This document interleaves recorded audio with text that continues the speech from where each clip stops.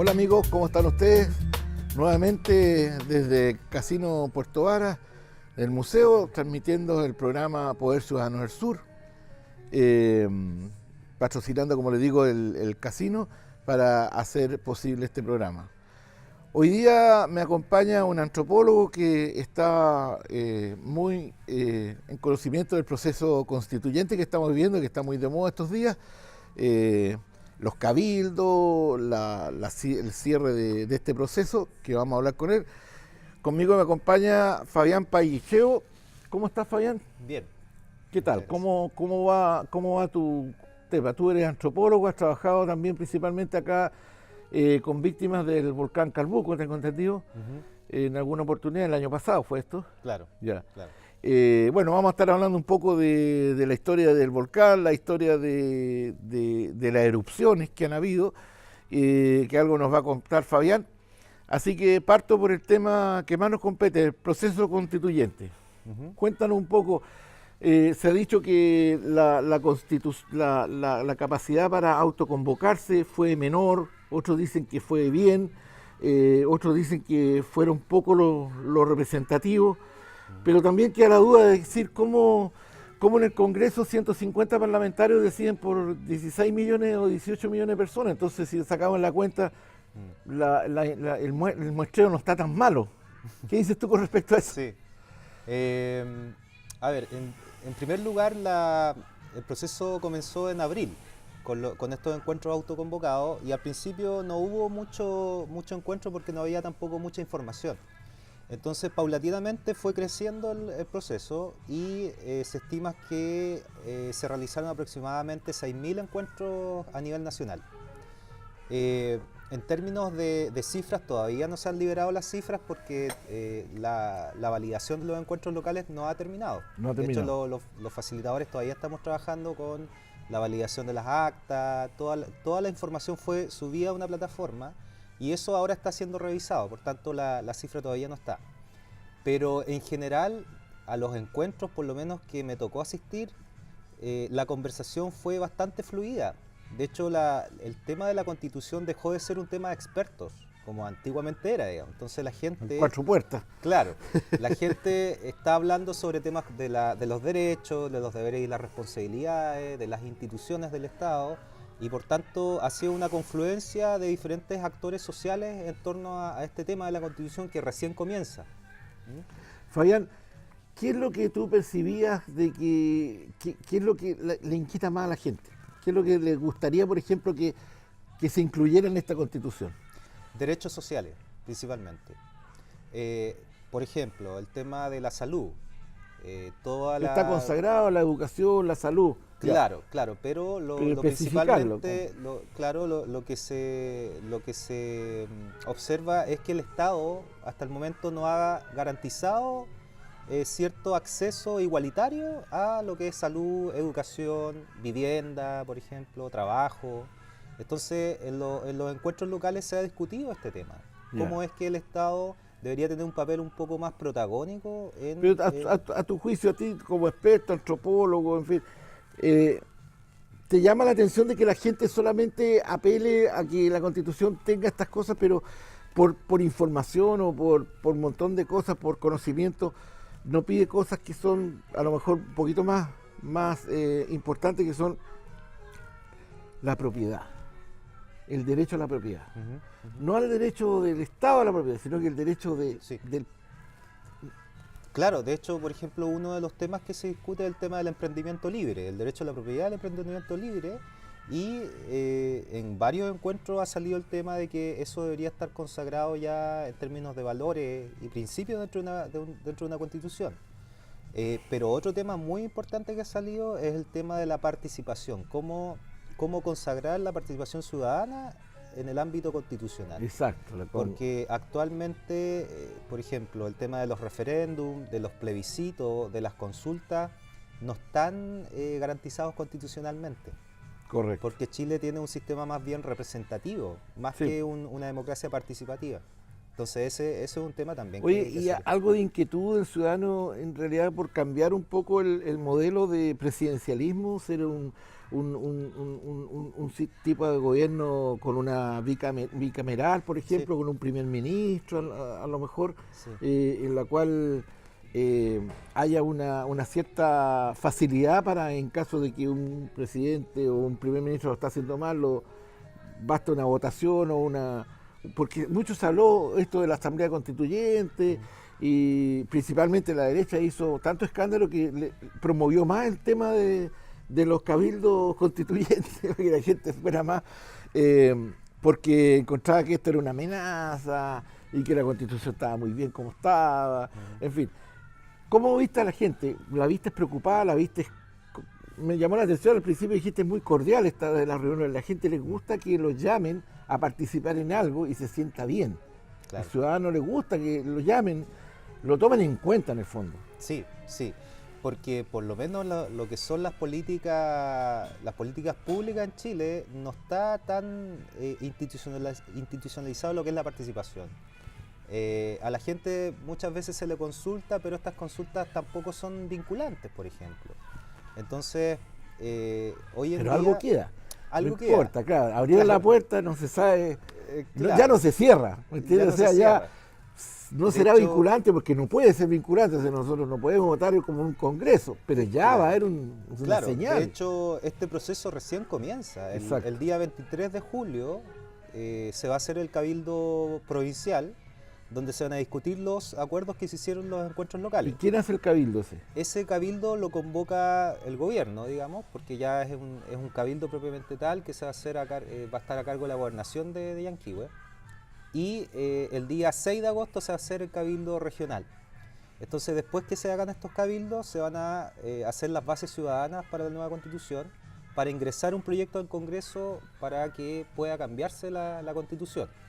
Ahora es importante que este proceso recién comienza, porque de lo que se trata es que, y así se ha planteado, es que el gobierno presente el proyecto para que el próximo Congreso pueda escoger el mecanismo de cambio de la Constitución, porque eso todavía no está definido. Fabián, ¿dónde estamos? ¿En qué parte estamos? Te pregunto esto porque vamos a ir a un corte, pero te dejo hecha la pregunta. La gente siente como que esto está copiado de algún país, esto de este proceso que se está llamando. ¿Es netamente 100% chileno o tú has sabido que todo esto, esta logística está copiada de algún país latinoamericano, algún otro, que estamos siguiendo un poco los pasos de algunos que ya nos llevan la delantera con nuevas constituciones, con procesos constituyentes? No me conteste ahora, vamos a ir a una pausa ahora, amigos, y volvemos con ustedes. Vuelvo al sur, como se vuelve siempre al amor. Vuelvo a vos, con mi deseo, con mi temor. Llevo el sur, como un destino del corazón. Soy del sur, como los aires del bandoneón. Continuamos con este programa de Cabildo Abierto, de proyectos, procesos de constitución nuevo. Nos acompaña con nosotros el antropólogo Fabián Paillicheo, y quien nos está explicando un poco cómo ha sido este proceso constituyente. Que una pregunta hecha. ¿Hay este proceso, este proyecto como proceso de llegar a nosotros, está copiado de alguna parte o es netamente hecho acá en Chile? Claro, hay dos elementos. El primer elemento es que en Chile nunca se ha hecho una constitución con participación de la ciudadanía. Por eso es que te Entonces, hago la pregunta, porque no claro. tenemos historia, En ese histórico. sentido, en términos de la historia nacional, es un proceso nuevo, porque la Constitución del 80 se hizo con una comisión de expertos. Entonces, en realidad ahí no hubo mucha participación de la ciudadanía. Y en segundo lugar, hay un informe del PNUD que se hizo el año pasado, donde se analizan las experiencias PNUD? comparadas.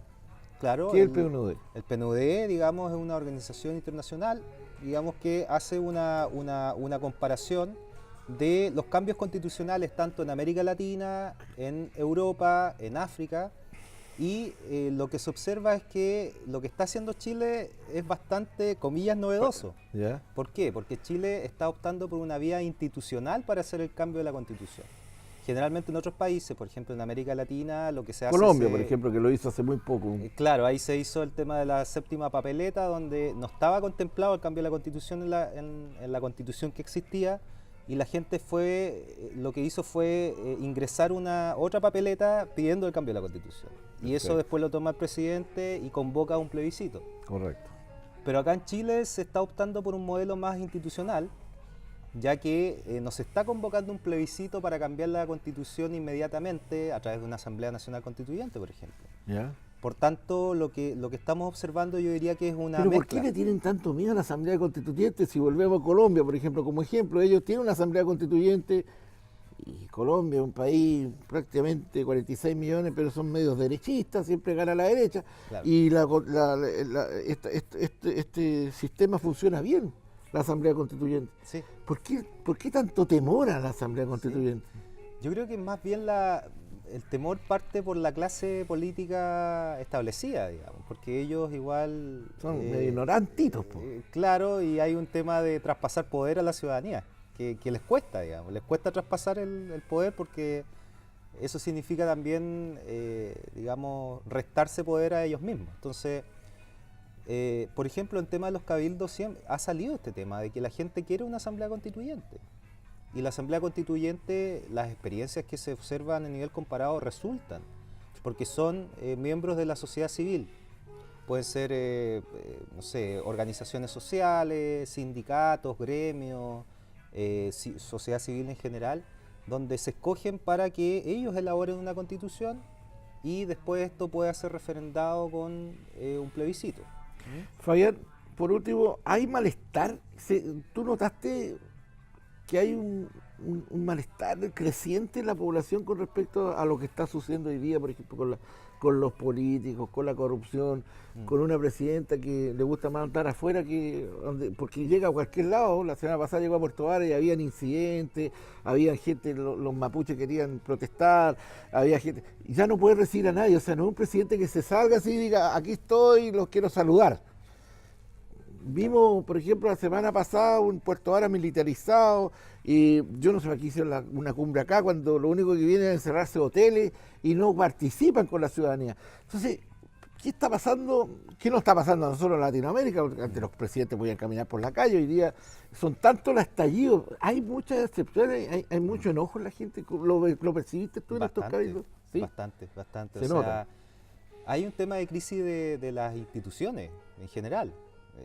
Dicen que las instituciones funcionan. Impuesto interno te pasa multas, Claro. tenés que pagarlas, te pasan un parte de carabineros, tenés que pagarlas. O sea, Sí, hay instituciones que funcionan. Pero hay una crisis yo diría también de representatividad. Eso, O sea, por ejemplo, lo que son los partidos políticos, hoy en día la militancia en partidos políticos es muy baja, digamos, en términos de los jóvenes, por ejemplo. Los jóvenes no están participando en partidos políticos. Las juntas de vecinos tampoco, generalmente son adultos mayores los que están organizando las juntas de vecinos. Los sindicatos también tienen es que problemas hoy de día, pues, Fabián, tú te das representatividad. cuenta que la mitad de los políticos que están en el Congreso fueron financiados por las empresas. Entonces, no fueron Claro. financiados porque tú dijiste, este gallo salió porque tuvo buena competencia, hizo buen lobby, hizo una buena campaña. No, pues hoy día te das cuenta que si votaste por ese, más encima estaba coimeado, entonces la Claro, gente se indigna, o sea, se indigna por el hecho de que se salió de la ley, o sea, metió la mano en el bolsillo de otro para favorecerlo, ¿verdad? Claro. Entonces Y existen eso- esos niveles también de poca transparencia en cómo se financia la política. Bueno, ahora están saliendo todo este tema de la ley de pesca, por ejemplo.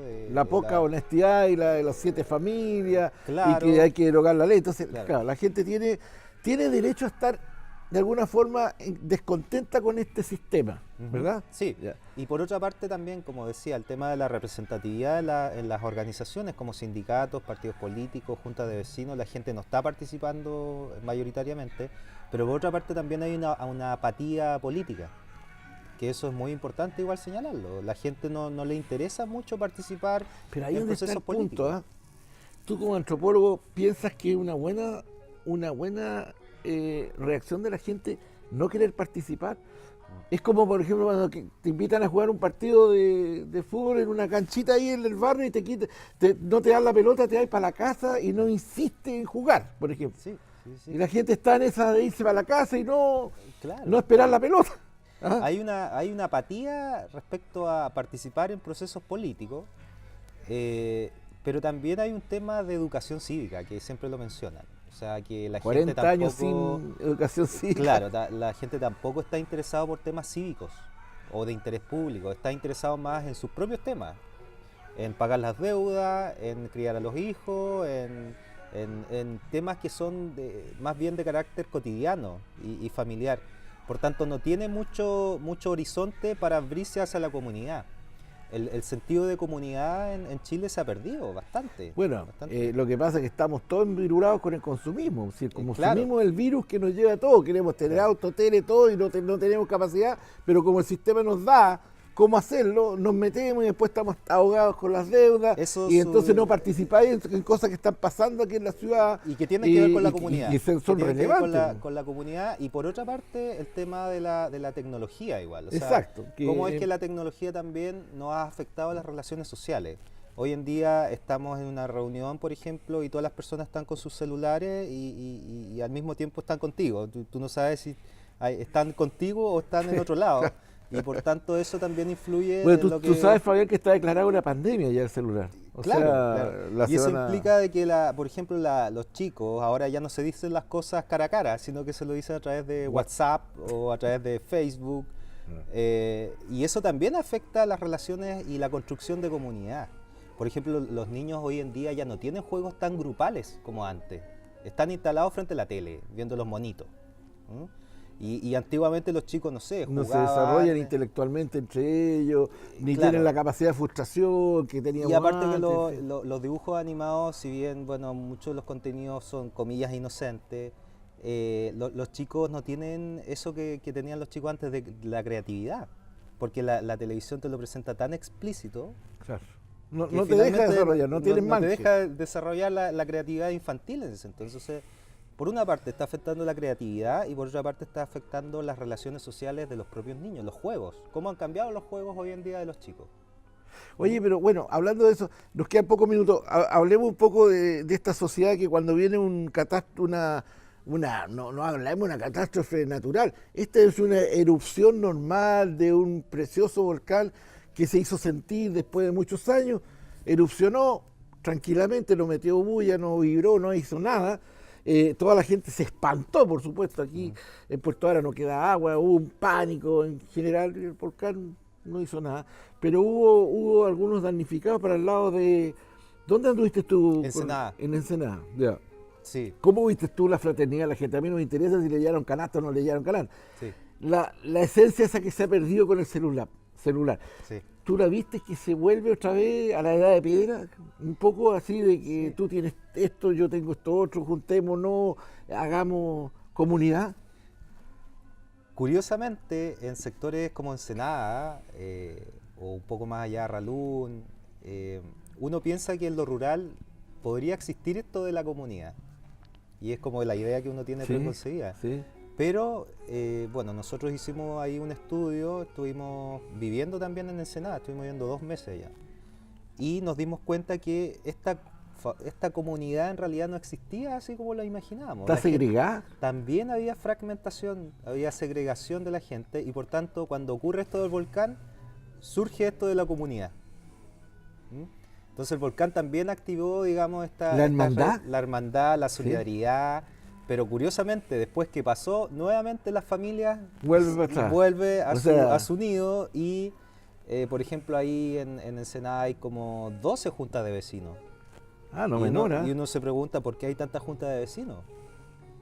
Porque allá hay diferentes villas, por tanto, las villas también van conformando sus propias organizaciones y se van separando de la junta de vecinos más antigua, que creo que es de 1960, mediados de los 60. O sea, se hacen pseudo guetos ya de Claro, juntas claro. de vecinos, Entonces ¿ya? yo diría que a nivel nacional también hay una tendencia a la fragmentación. O sea, hasta una muestra de que ¿Mm? mientras más tienen, más se separan, ya que no tienen tolerancia a estar subyugados a una junta de vecinos que es la más antigua, por ejemplo, que antes uno decía, bueno, la señora Patricia, la Sí. que manda, no importa, pero estamos ahí agrupados. No, hay Claro. una soberbia de salirse y crear otra. ¿ah? Porque tenemos yo no intereses quiero- particulares. Claro, digamos. yo no- Entonces, o esta curiosamente, está politizada por este lado y la claro, otra. ¿no? curiosamente los desastres naturales o socionaturales Traen esta despiertan, colación. traen de nuevo la comunidad.